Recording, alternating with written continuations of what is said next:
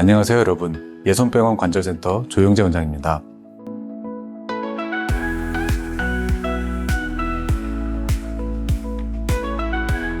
지난 시간에는 회전근개와 회전근개 힘줄병증, 회전근개 파열에 대해서 알아보았습니다. 이번 시간에는 손상된 회전근개는 어떻게 치료해야 하는지에 대해서 알아보도록 하겠습니다.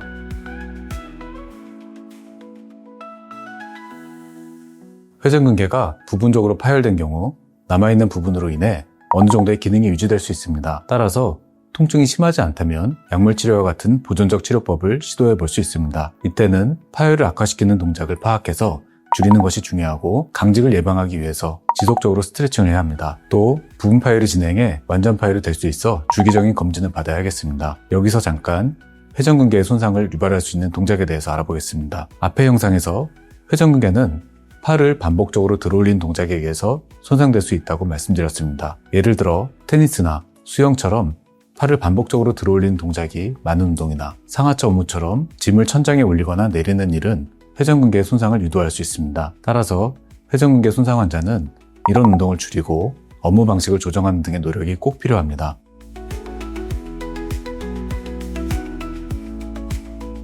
만약 회전근개가 완전 파열된다면 상황은 달라집니다.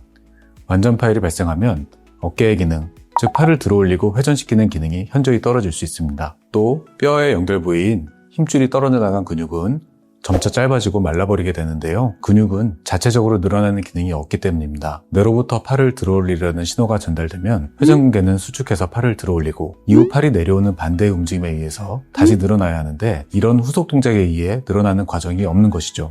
이 사진은 사체연구 실험 사진인데요. 왼쪽은 정상적인 회전근개가 유지되고 있는 모습이고, 오른쪽은 회전근개가 파열되어 있고 짧아지고 말라져 버린 모습을 확인할 수 있습니다. 그래서 회전근개가 완전히 파열되면 시간이 지날수록 짧아지고 말라져 버려서 수술로도 원상복구가 힘들어지게 됩니다. 정리하면 완전 파열이 발생하였다면 근육이 짧아지고 말라버린 현상을 예방하기 위해서 일정 시일 내에 떨어진 회전근개를 상완골두에 가져다가 연결하는 수술적인 치료가 우선이 된다고 할 수 있습니다. 이를 회전근개 봉합수술이라고 합니다. 회전근개 봉합수술은 떨어져 나간 회전근개 힘줄을 원래 있어야 할 위치, 즉 상완골두의 대결절 또는 소결절 부위에 가져다 붙이는 수술입니다. 봉합하는 방법은 실이 들어있는 나사못, 즉 앵커라고 불리는 기구를 상완골두에 삽입하고 여기에서 나온 실로 힘줄을 꿰매는 방식이 일반적입니다. 근래에는 안쪽과 바깥 쪽에 앵커를 삽입해 봉합하는 교량형 봉합술이라고 불리는 기술을 주로 사용하고 있습니다. 또 관절 내시경으로 주로 수술하기 때문에 이 수술을 관절경적 회전근개 봉합술이라고 부릅니다.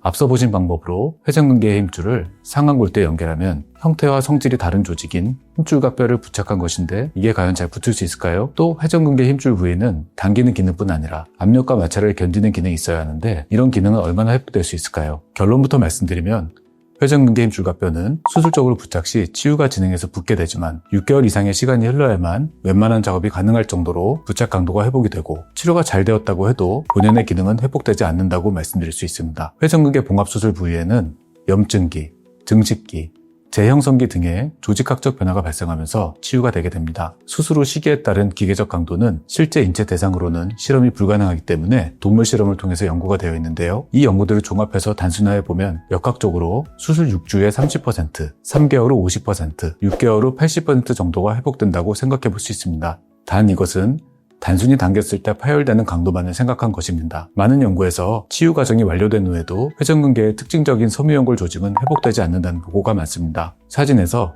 힘줄이 뼈에 붙는 부위를 현미경으로 살펴보면 뼈와 힘줄 본체가 바로 붙어 있는 것이 아니고 힘줄과 뼈의 중간 강도의 물성을 지닌 이행 부위를 거쳐서 연결이 되어 있는데요. 이를 전문용어로는 건부착부라고 부르고 4개의 구역으로 구분할 수 있습니다. 이 부위는 어느 정도 단단하면서도 탄성이 있어서 힘줄과 뼈의 연결 부위에 가해지는 여러 종류의 외력에 잘 견딜 수 있도록 되어 있습니다. 하지만 힘줄을 연결해 치유된 후의 현미경 사진을 보면 4개의 이행볼에 구성된 섬유연골 조직이 관찰되지 않고 뼈와 힘줄 조직이 바로 연결되어 있는 것이 보입니다. 따라서 힘줄이 뼈에 붙더라도 실제 어깨 사용 시 발생하는 장력, 마찰력, 압박력 등의 힘을 완전히 견디는 능력이 원래의 것보다 취약하고, 치료가 잘 된 경우에도 회전근개 본연의 기능과 내구성은 이전만 못하다고 볼 수 있습니다.